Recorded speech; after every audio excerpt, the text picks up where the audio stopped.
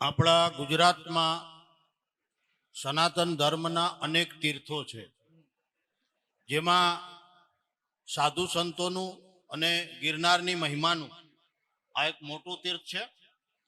અને ગુજરાતમાં અનેક તીર્થો આવેલા છે. એમાંથી જે આ મેળો ભરાય છે, આ શિવરાત્રિ મહાપર્વ છે, જે અત્યારે વિશાળ મેળાનું સ્વરૂપ ધારણ કરી ચૂક્યું છે.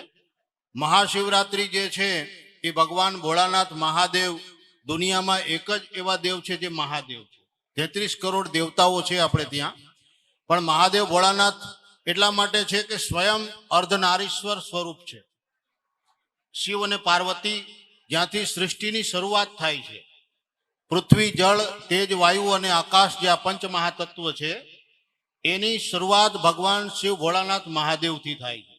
અને એનાથી શિવથી આ બધા તીર્થો ઓળખાય છે.